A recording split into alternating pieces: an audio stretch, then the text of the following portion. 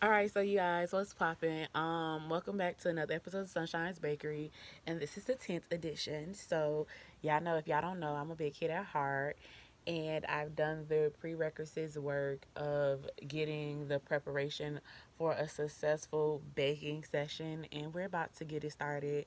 Let's get it started. Let's get it started. Yeah, everybody, everybody. All right, so let's go get into it. First and foremost, yeah, y'all know the routine. We get baked together. So while we hotbox in this tent that I have space in, I could actually put my feet out. So here you go.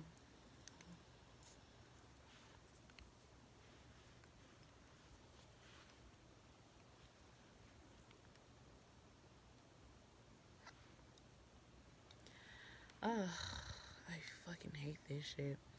Yeah, sometimes I dislike when my pens get this weird shit because it pisses me off.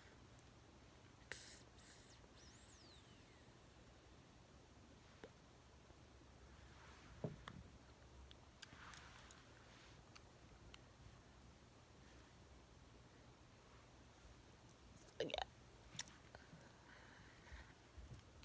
yeah, this could be kid, I guess.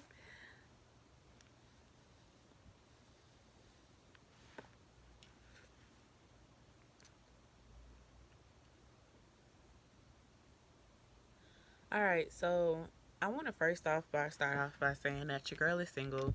Come 2023, my focus this year is not so much a relationship because I just not even been in a relationship, but I've been dealing with like an ex, and that shit is stressful. Like people often think that when your ex come back into your life, even though I invited him back into my life, but that is easy. I just honestly wanted to go do it for closure, and now closure has got this Negroed thinking that I want him, and now he's trying to play me like we go together.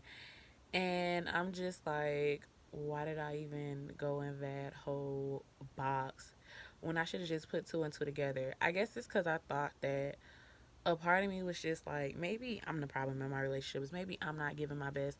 Maybe I'm not showing up how I should be showing up. Like, maybe it's just me. But then again, like, I really needed to like have the conversation because to be honest, I honestly felt like maybe I don't know. I was feeling very insecure. It's one of my depression things. And after doing like shadow work, I fucking hate. Like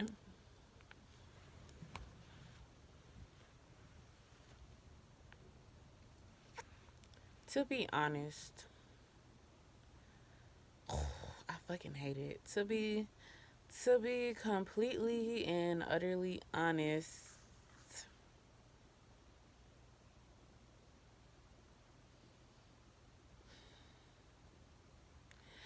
I won't supposed to say that.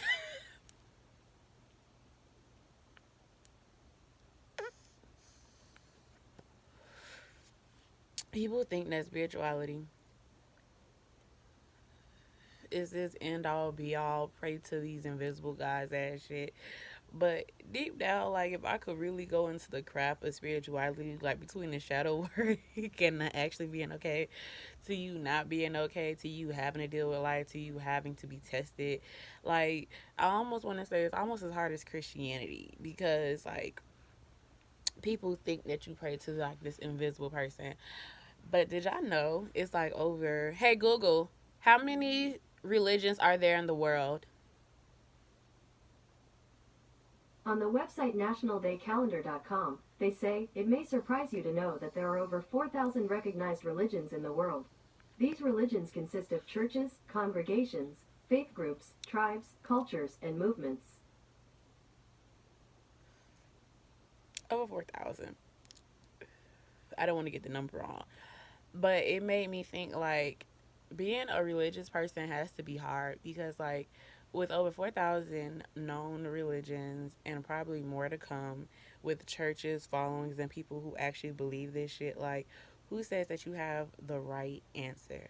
I think a lot of times people want to be like, my God is right, this is this, that, and the third. And because it is a lot, or there is a lot that is required for you to be a religious person, because you have to know your faith, you have to be consistent in it.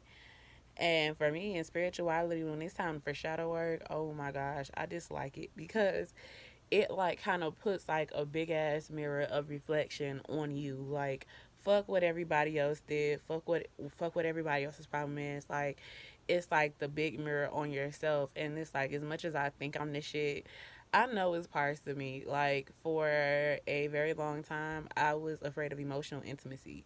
Like people often, like even with my best friend, I've known him for about 8 years, and he says I'm expensive. But he also says that it was a very long. He said it took about 3 years for me just to trust him and be able to like open up a little bit. And for me, I know where my emotional intimacy problems came from, but I'm working on it. And every single day, I try to be a better person. Like the other day, me and my ex, we had a conversation, and I was like, you make me want to go for the jugglers because you keep on making me feel small and hitting my soft spots. Like, he was hitting on shit that I personally just wasn't not ready to talk about. But, like, I don't take it lightly. Like, the fact that I have an OnlyFans, like, just bothers the fuck out of him. And the only reason why he cares is because he's jealous. And instead of him just, like, coming out the woodworks and saying, hey, like, I don't want you doing this and all this other stuff, because I'm not going to stop doing it. But it really bothers me every single chance because emotionally and mentally, it's stressful. Like, a lot of times when I get to be put in this position, it's stressful. Like, it's just, he hits my soft spots. Like, the things that he knows I enjoy doing, like creating content, going out with my OnlyFans, working hard, not trying to be stressed out, stuff like that. And then he'll make promises that he won't keep. And when I say that, he'll be like, oh, you're being emotional or you're doing this. But it's like, I fell in love with you and I chose to love you. Like when the choice was presented to me, I chose to love you. Like even after he was addicted to perks, even after his mom died, like even after he kept on like putting so much shit on me. Like it's just it was a lot. Like a lot of people think like that relationships are so easy for me because I'm beautiful and I just have it made and because people spend money on me. But it's like, when what's the point of like people spending money on you when they won't even invest the emotional time in you? It's like, here I got you this, here I got you that. That's why like gift giving is not my love language. Like I appreciate a good gift. Like I'm never gonna turn down a gift. But like I'm never like if you see money, I'm never gonna be like, oh man, keep it. You shouldn't have. But um sometimes I rather have like the emotional parts. Like I have to like literally, I'm telling him 2 hours. He goes, I said, what did I say? Oh, I got 3 days to give you 3 hours of my fucking time. And I said, it's 2 hours. But since you can't listen, and as you can say, like, we're breaking up for good this time. And I know people think that I'm this strong person. I don't get so frustrated and all this other stuff. But it's like, emotionally, sometimes my heart hurts because it's like, every man I've loved, we've always had this like end all be all woman. And he's like one out of the very few men I've loved, like I already got rid of, and he still has one on the list, and it's like I won't have anybody that I loved romantically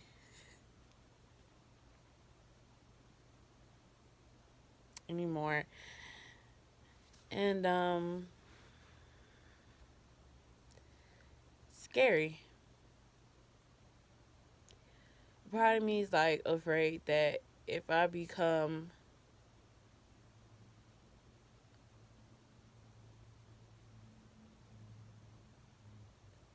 emotionally numb, because there is a fear of being emotional vulnerable, because I've been in situations where I've had to be on high alert for my safety, because femicide is a real thing. Like, most people don't know it, but femicide is like, hey Google, what is the definition of femicide?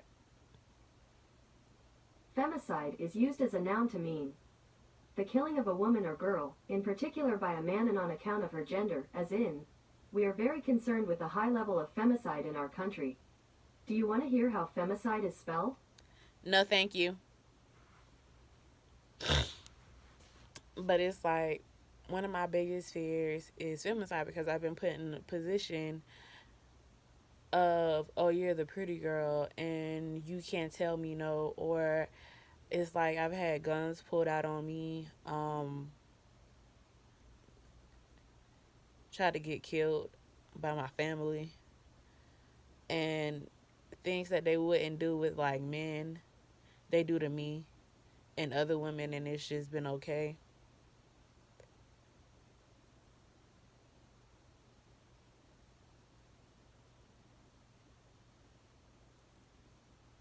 Lovers pulling out guns on me, shit like that. So when you're deemed as beautiful or attractive, or even just a woman in general, and then the femicide comes, not just like, and you have like men trying to commit femicide on you or kill you, and then you have like women aiding and abetting and shit like that, and not being able to, what you call it, is like, I don't want to become emotionally numb to where I don't trust anything. Like, that's a real thing. Like, emotionally being numb is not what I want to do. And I know that I have a good heart on me, because it's not that I don't love people, it's not that I don't care. But romantically, it's like I'll be starting anew. And yeah, it's like, yeah, I get the lesson and shit like that. But at what point is like enough enough? You know what I mean? Because I can know something, I can have a lesson, but I also can't be like, oh yeah, let me just be naive and throw myself in it. Because I remember, like, I really fucked up with my female best friend. And I remember after her, I just like kind of let a lot of shit slide. Like, and I was just like, I don't want to just be so dumb again. Cause I let another female in close, and then she tried to mimic and take everything from me. And I like, like, I get like people becoming you, but she didn't like me. Like, she didn't like anything that I did. She didn't like the way I dressed. She didn't like the way I talked. She didn't like my confidence. She didn't like my stilo. She didn't like my perseverance. She didn't even like the fact that I actually put time and effort and shit into the things that I did. So it's like, when she was turning it to me, she was starting to resent me. And then it's like little things, and it's like not respecting me. Like, I believe in spirituality. I don't give a fuck what you believe in. I'm not gonna bash you or no shit like that. But don't come for me and try to tell me that what I believe is wrong, because the same way that you feel like you're entitled and you're right, I can also point out how other religions have it better than you, or where other religions get it right, whereas your religion may get it wrong in certain areas. But I would rather not do that. And then she put me in a position where she had this overly Christian woman kept on coming for me. Oh well, I told her to stop wearing crystals. I said no, the fuck she had. Like, a part of me wanted to say, like, but I'm not the type of person to throw bitches underneath the bus like they be trying to throw me underneath the bus. I literally basically came out and I said I get where you're coming from and I understand it, but I said I'm not gonna stop wearing crystals. I'm not gonna stop praying. I'm not gonna stop doing this. And I said, quite frankly, I don't have to explain a goddamn thing to you. I said the same way that you feel about X, Y, and Z. I said it's the same way I feel about spirituality. If I was to come out there and talk about X, Y, and Z, and once I hit one of them soft spots in the Bible that she could not explain to me, which easily could have been explained if she actually knew the actual word in her Bible, which would have proved to me that she was a real Christian, not just those who go on church on Sunday and just play this dumbass game. Because as much as I like to come for me and say that I don't know anything, like, let's be so fucking for real. I chose spirituality.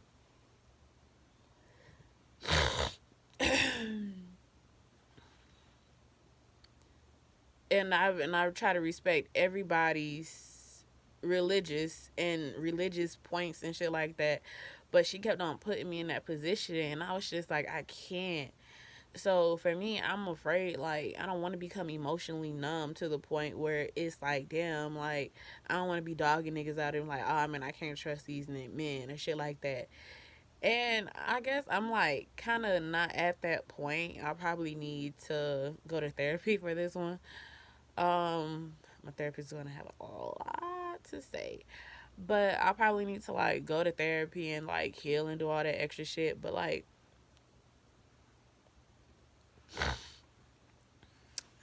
I can identify where my triggers stem from, and working on them is kind of hard.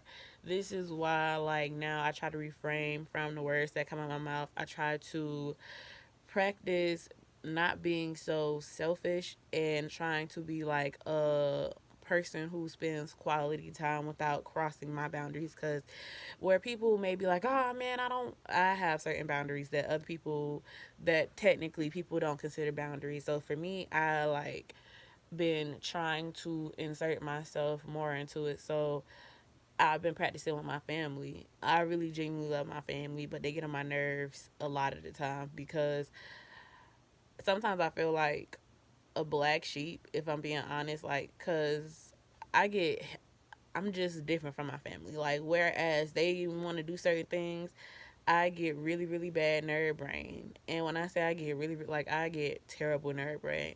Sometimes I get easily overstimulated at certain things. I don't like a lot of loud noises. I can do loud noises at sometimes at intervals, but I like a different type of music. So it's like a lot of the things that they do sometimes clashes with some things, because they'll be like, oh, I'm being sensitive or I'm being this, but quite frankly, I'm genuinely like overstimulated right now. Like when my family came over for Thanksgiving, I was most definitely overstimulated. We had two dogs. They're loud as hell. They had their kids here. Um, oh gosh, it was so fucking much. Everybody wanted to talk. Everybody was talking over each other. I was trying to like participate in games and shit like that. I was trying to make sure that I didn't say anything that was awkward or awkward like. I got told that I was not good enough for God. Like that shit still to this day. Like people often say like, "Oh, you should forgive." I'm tired of forgiving bad behavior. Like a lot of times, because it was like one of the elders in the family, and I was just like, as much as I love y'all, I can't keep on forgiving y'all for crossing boundaries that I have, because if I would have said something as equally as disrespectful, it would have been a problem. And I was like, for peace sake, it's like, ugh, you know what I'm saying? So sometimes I get stressed out and I feel like I shouldn't have to forgive certain things. Like with my ex, I feel like I shouldn't have to forgive him for not showing up. I shouldn't have to forgive him for not keeping his word. I shouldn't have to keep on forgiving him just because he's a man and just because he feels as if as a man he can do certain things. Because as a woman, I feel like I could do some certain things that would be equally as manipulative as bad. And then it's like, oh, I'm frustrated. I don't want to talk about it. And then it's like, okay, let me just throw money to appease you. And money does not appease me. Like I remember like growing up, like people would do like some heinous shit to me and then give me money and gifts and be like, oh, here you go. I was just thinking about you. And I was just like, this is why I'm not, that's why gift giving is not my love language. Like where people was like, oh man, I'll take a gift. For me, when I get gifts, and especially like really big gifts and shit like that, it's not that I don't think that I deserve them. It's just I'm like,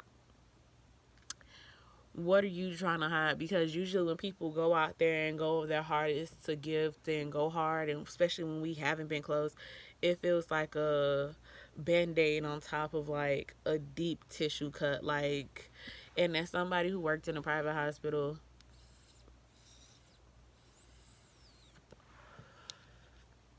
as somebody who worked in a private hospital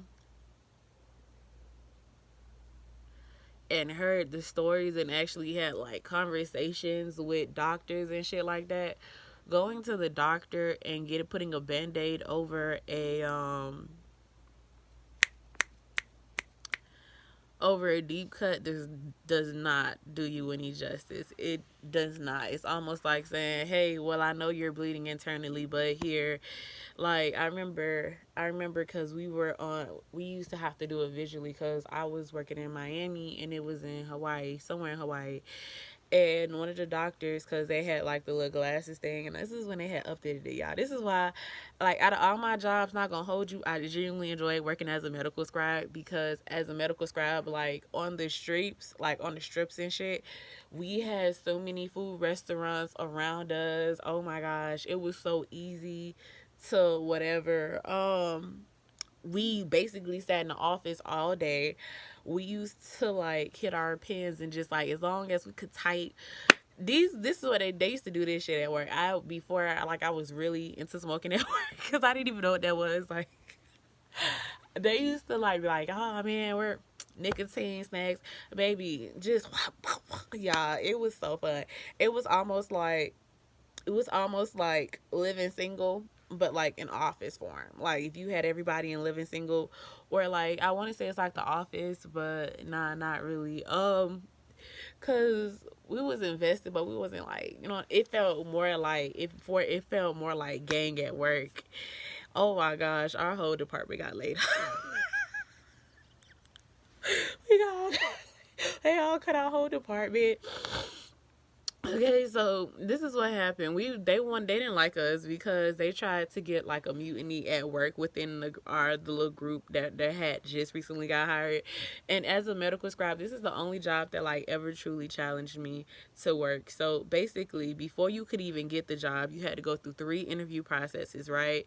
After you get the 3 interview processes, they give you like a basic little like sheet that you have to study, right? And the sheet is like 15 pages. You have one day to like do this, because the next day you come in, you have to at least get, I think out of the 30 questions, you have to at least get 24 right. You have to get 80% of it right. And then the stuff is not multiple choice. It's like written out shit. So it's like you can't get you like most of the questions where you have to write it out, like exactly what it was. And you had to be able to identify it. And then they like put like a camera in the room and they watch you and everybody taking the test. And if you tried to cheat or do some shit like that, they will literally come tap you out, be like, "We saw you cheat and we're letting you go." And that was like, continue taking the test. And then like, mind you, and there were questions was like, if X, Y, and Z happens, da da da da, like what is it that you're supposed to do? And you only have 10 minutes to finish the test. So after 10 minutes of I did a lot of shit. So after 10 minutes of like doing a test and shit like that, then they take you to this other room. And then in this other room, they sit there and then they do like these little tests, right, to see if you have like, it's a typing test, right? So after that, then you have to do like a typing test, and then you have to get so many words a minute, and then they make you do like two to three spreadsheets. An example, like it was a mock-up, and then after that, if you did well, they tell you like right then and there, and then you get like the shirt, and then they give you like this code for this class, and then it's a really really intense push through class of like 6 to 8 weeks. It's actually they was actually 4 to 5 weeks. After my training, they extended to 6 to 8 weeks, bitches. But it was 4 to 5 weeks of just intense training. So you had to sign up for these classes, right? And you had to finish them by a certain time. And yeah, you got it. I think that part paid, yeah, because it was on the payroll. So you got paid for that. After that, you had to take a test, and if you failed a class more than once, you were fired, because it was just like, no, you're not getting it. Like, it was one girl, she failed the test 3 times, y'all. I'm not gonna hold y'all. Like, if you go anywhere like on your screen, because it's online, like outside of that screen, it's automatic. Like, they automatically like give up the test. So Yeah, I'm not gonna hold you. I cheated on like two of them tests. And the reason why I cheated is because I felt the first time horrifically, right? And they showed me like all my answers I got wrong, and I was like, bro, I should just went with my first mind. And so the second time, because I retook the class again, I had to. They took that shit out of my check too, my first check, which hurt my fucking feelings.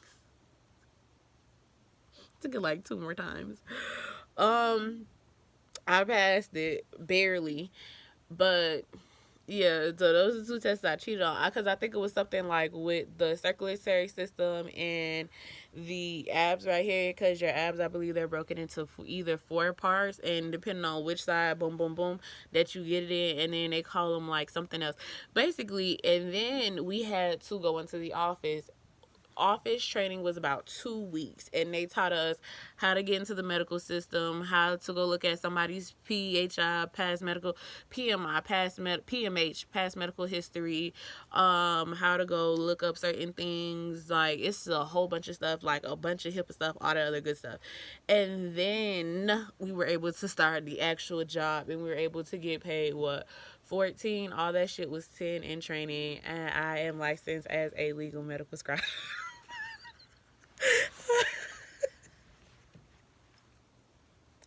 I am licensed as a legal medical scribe.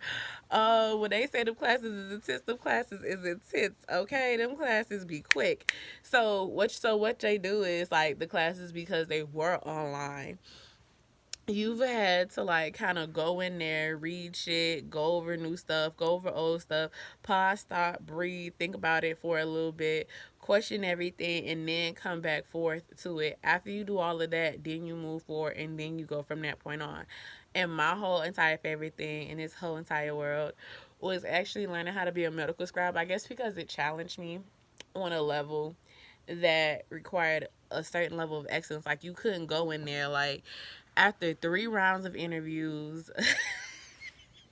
After 3 rounds of interviews, a pre-test before you get there, a typing test, all that other shit, bro. Like, you literally have to sit in a class for about 4 to 5 weeks of intense training. And I think we had to like they called it the crash course for medicine.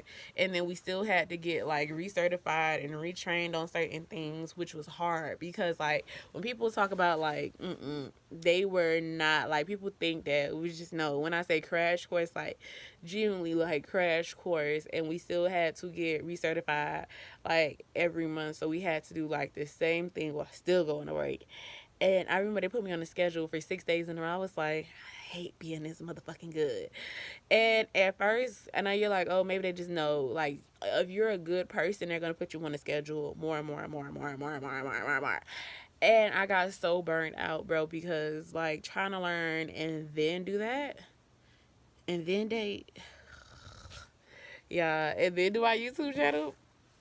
I had an interview with this dude who I was dating. He was a Pisces. Oh my gosh, me and Pisces never get along.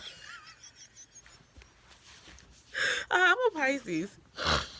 Me and Pisces men just don't work out ever. Like, my first Pisces man I've ever dated was a freaking stalker. The other one, and this one,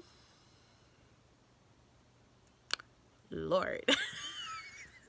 I think I need to go to like a more stable sign as a water sign, because as a Pisces myself, a Capricorn would never. A Taurus would never. My Aries would never. Oh my gosh, I'm so fucking goofy. But no, I am afraid of becoming emotionally numb, so therefore I will be going to therapy henceforth after the breakup, because Lord.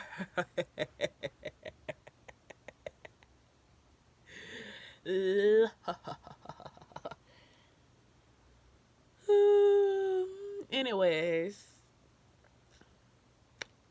yeah. Anyways, that's just it. That's been the episode of like Sunshine's Bakery. I hope you guys enjoyed it.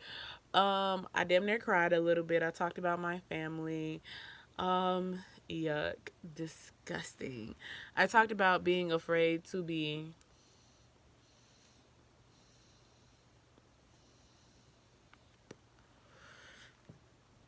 Emotionally Numb. They're really good because I didn't name drop. I think that's what be wrong with y'all bitches. Y'all name drop the niggas y'all talk about. I diss them and they know.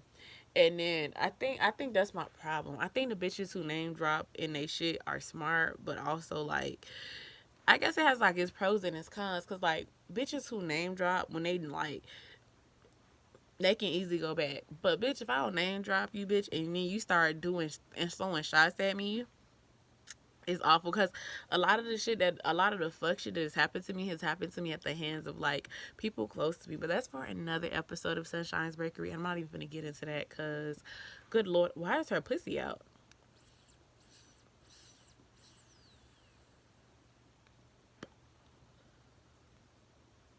Every single day, bro. Anyways, I've been into Survivor, by the way.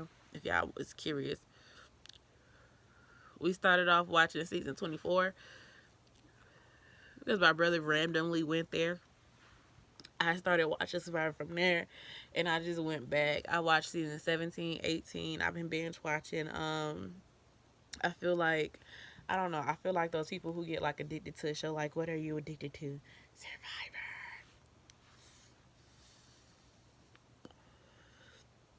I almost want to watch the Forever Survivors fan favorite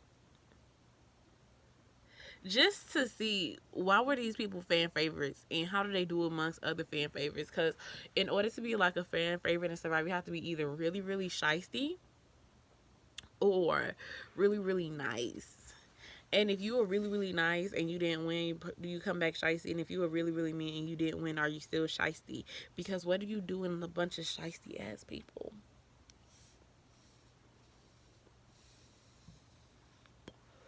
They getting rid of all the niggas in this season early though. Damn.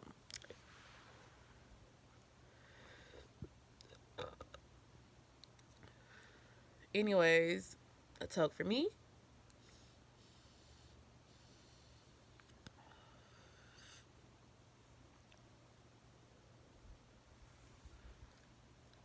A talk for you.